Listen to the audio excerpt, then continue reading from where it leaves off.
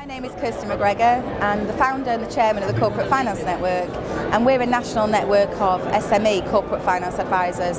So dealing with sellers, if anything starts to concern you, it's usually because there's a loss of momentum in the deal, and that's probably the biggest reason that deals fall over, is that we don't keep that deal moving forward and focus on the end game of completion.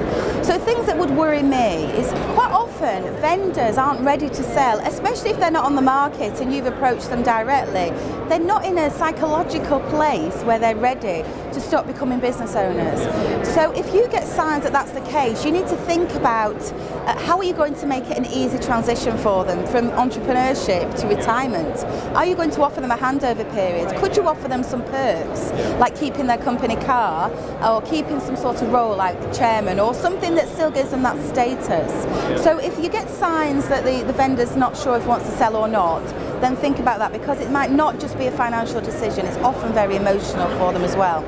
I'd also be worried that once we've got past the confidentiality letter stage and we've had basic meetings and face-to-face, if I'm not getting basic information, like a full set of accounts, because quite often accounts are filed in full, you need to get those quite early on.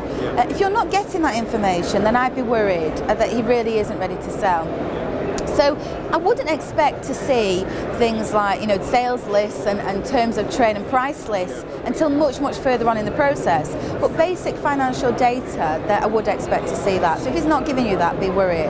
And I would also keep credit checking your seller, the business that you're thinking of buying. Because keep an eye on them. Are they having CCJs? Are they having financial issues? Because that clearly throughout the deal can affect whether you're prepared to buy it or not. So keep an eye on the financial state of the business.